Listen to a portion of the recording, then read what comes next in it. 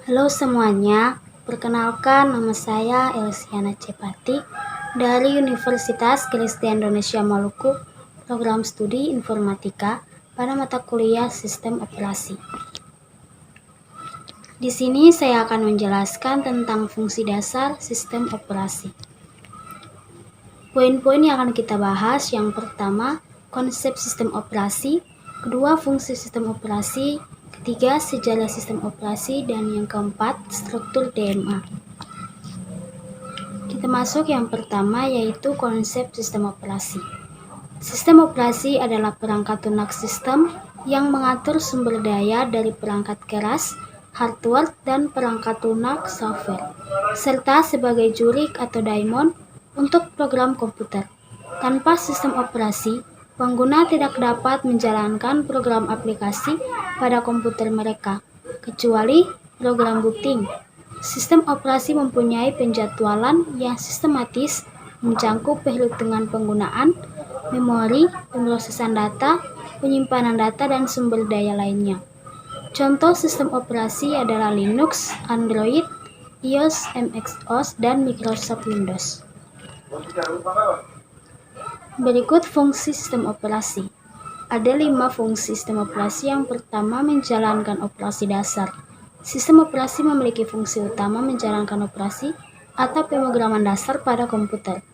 OS atau sistem operasi sebagai dasar bagi perangkat lunak lainnya untuk beroperasi. Kedua, mengatur kinerja perangkat. Selain sebagai operasi dasar, OS bertindak sebagai resource manager dalam komputer. Tujuannya mengontrol fungsi dari hardware seperti memory card, hard disk, CPU, dan perangkat keras penunjang lainnya.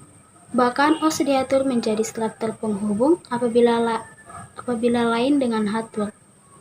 3. Penyimpanan program aplikasi. Beragam aplikasi dalam komputer bukan hanya tersimpan dalam ruang penyimpanan, melainkan berada di dalam sistem operasi. Secara tak langsung, aplikasi tersebut melekat pada OS dan hanya bisa dijalankan jika OS beroperasi. Keempat, menampilkan visualisasi laman. Tampilan laman pada layar komputer atau smartphone rupanya berasal dari pengolah sistem operasi. OS dengan cerdas akan mengolah bahasa pemrograman dari CPU, kemudian ditampilkan dalam bentuk grafis, teks, video, audio sesuai dengan yang ada pada laman tersebut. Kelima, mengamankan program. Sistem operasi definisinya tidak hanya sebagai perangkat lunak, melainkan membawa fungsi penting sebagai sistem pengamanan ketika user sedang menjalankan suatu program. Yang berikut sejarah sistem operasi. Sistem operasi generasi pertama 1940 hingga awal 1950-an.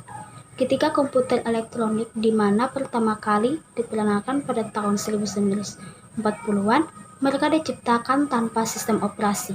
Semua pemrograman dilakukan dalam bahasa mesin mutlak, sering dengan kabel sampai breadboard untuk mengontrol fungsi-fungsi dasar mesin. Berikut sistem operasi generasi kedua, 1955 sampai 1965. Sistem operasi pertama diperkenalkan pada awal tahun 1950-an, itu disebut RAPS dan telah dibuat oleh General Motors untuk mesin IBM yang 701. Kemudian sistem operasi generasi ketiga, 1965 sampai 1980. Pada 1960-an, sistem operasi desainer mampu mengembangkan sistem multiprogramming, di mana program komputer akan dapat melakukan beberapa pekerjaan di pengenalan time. Terus, sistem operasi generasi keempat, 1980 sampai hari ini. Generasi keempat dari sistem operasi melihat penciptaan komputasi pribadi, meskipun komputer ini sangat mirip dengan mini komputer yang dikembangkan pada generasi ketiga. Komputer pribadi biaya sangat kecil dari produksi mini komputer. Selanjutnya, kita masuk pada struktur DMA. Direct Memory Access adalah suatu metode penggunaan input-output di mana device controller langsung berhubung dengan memori utama tanpa intervensi CPU.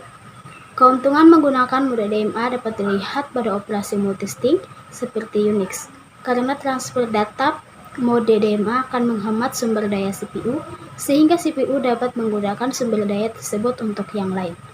Ada dua jenis DMA. Yang pertama, third party DMA yang menggunakan DMA controller yang terdapat pada motherboard untuk mengerjakan proses. Kedua, first party DMA bus mastering, DMA di mana proses dikerjakan oleh bagian logik di interface card. Ya, mungkin itu penjelasan saya tentang fungsi dasar sistem operasi.